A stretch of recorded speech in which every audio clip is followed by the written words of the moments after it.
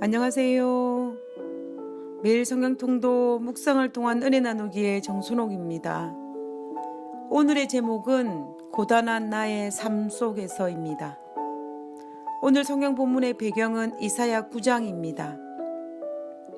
이사야 9장 6절에 이는 한 아기가 우리에게 낳고 한 아들을 우리에게 주신 바 되었는데 그의 어깨에는 정사가 메었고 그의 이름은 기묘자라 모사라 전능하신 하나님이라 영존하시는 아버지라 평강의 왕이라 할 것임이라.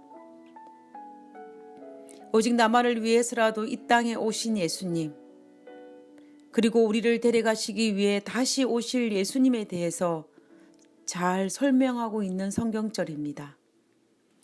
나를 위해 이 땅에 오신 예수님을 잘 모르면 우리가 얼마나 풍요롭고 넉넉한 삶 가운데 있으면서 항상 불안하고 초장 가운데 살 수밖에 없습니다.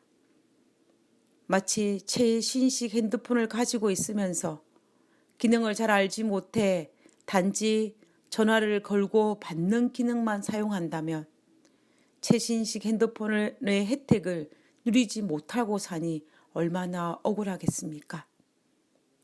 핸드폰 기능을 잘 알고 활용하는 사람과 알지 못하여 활용하지 못하는 사람에게는 엄청난 차이가 있습니다. 우리의 메시아이신 예수님은 단지 우리를 구원하기 위해 대속물로 오신 것 외에도 많은 것을 하실 수 있으신 분입니다. 첫째, 그분은 그의 어깨에 정사를 매셨다라고 하였습니다. 정사는 통치권과 지배권을 나타내는 거버먼트라는 단어를 사용합니다. 그리고 매셨다는 표현은 원어적으로 보면 매셨다는 표현보다는 어깨에 짊어셨다는 표현이 더 정확합니다. 결국 예수님은 다윗의 왕자와 나라를 어깨에 짊어지신 담당하신다는 것입니다. 예수님께서 직접 이스라엘을 통치하신다는 이야기입니다. 그리고 지금 이 순간에 우리가 살고 있는 이 시대에도 동일하게 우리 하나님은 세계 모든 정치사도 그분이 담당하신다라는 것입니다.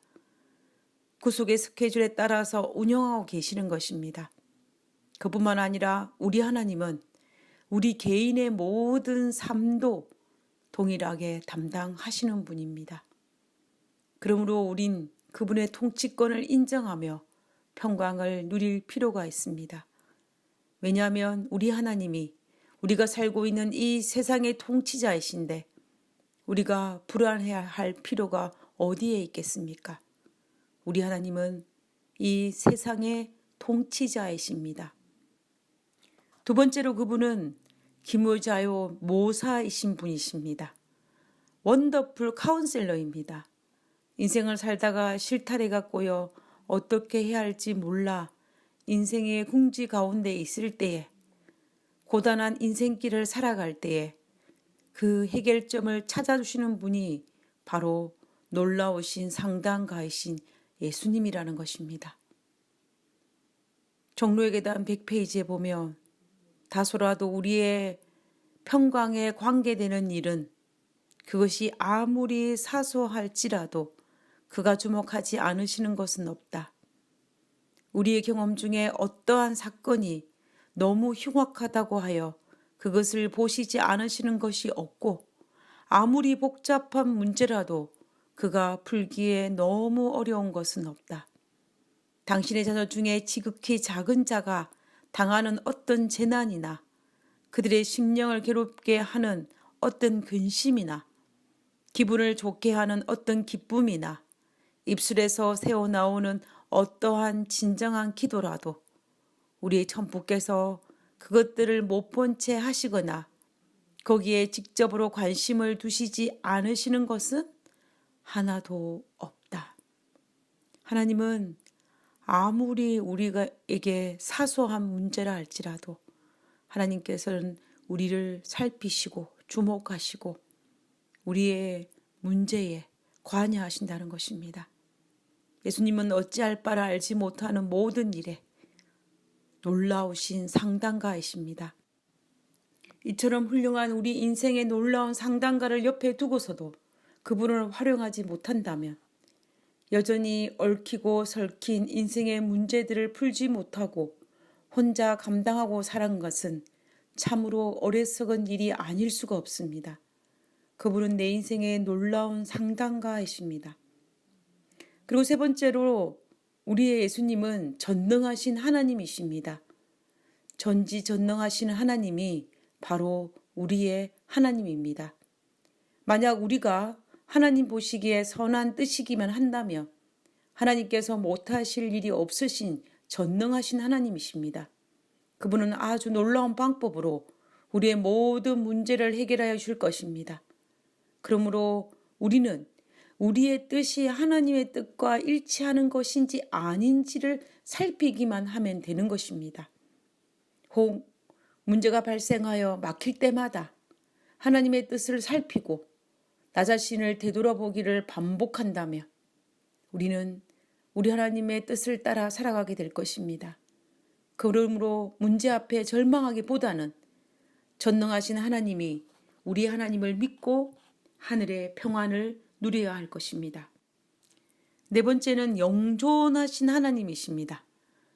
영존하시는 아버지는 생명의 원천이시고 우리의 보호자라는 뜻입니다.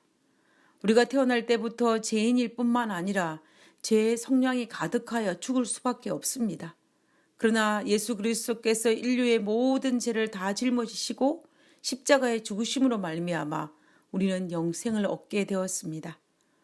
어머니가 해산의 고통을 통해 우리가 이 땅에 태어난 것처럼 우리 예수님께서 십자가의 고통을 통해 우리는 영원한 생명을 약속받았습니다. 예수님께서 우리에게 영원한 생명을 주셨기 때문에 우리의 하나님은 우리의 영존하시는 아버지가 되시는 것입니다. 그리고 다섯 번째는 평강의 왕이십니다. 우리의 복잡하고 힘든 모든 인생사의 문제들을 근본적으로 해결하시는 하나님이시라는 것입니다. 우리에게 예수님은 과거 2000년 전에 이 땅에 오셨다가 십자가를 통해 구원의 문제만 해결해 놓고 하늘로 올라가신 분이 아니십니다. 그리고 미래에 우리를 하늘에 데려가시기 위해 이 땅에 재림하실 분만은 아닙니다.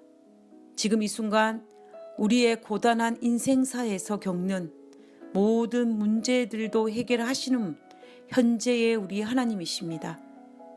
우리 예수님은 과거만의 예수님도 아니고 미래만의 예수님도 아닙니다. 과거와 미래와 함께 오늘 이 시간에도 동일하게 세상을 통치하시며 나의 놀라운 상담가이시며 전능하신 하나님이시며 우리에게 생명을 주시는 분이시며 우리의 복잡한 문제를 해결하시는 분입니다. 예수님을 내 삶에 적용하면서 살지 못하고 단지 구원자로만 여기고 성경 속에 숨겨두는 것은 하나님의 뜻이 아닙니다. 예수님이 성경 속에만 계시는 분이 아니고 내 삶의 가장 가까운 현장 속에서도 계시는 분임을 우리는 잊지 말아야 할 것입니다. 그분은 내 삶의 현장 속에서 동행함으로 고단한 나의 인생사에서 평안과 행복과 만족과 감사를 누리며 우리는 살아야 할 것입니다. 마치 최신식 핸드폰의 모든 기능을 다 사용하여 모든 혜택을 누리는 것처럼 말입니다. 기도하겠습니다. 하늘에 계신 하나님, 과거와 미래의 하나님이 아니라 오늘 고단한 나의 삶의 인생 속에 동행하여 주심을 인하여 감사합니다. 그 하나님을 믿고 의지하고 함께함으로 말미암아 이 땅에서 참으로 평안과 행복과 기쁨을 누리는 당신의 사랑스러운 자녀가 될 수 있도록 도와주옵기를 거룩하신 예수님 이름으로 기도드렸습니다. 아멘.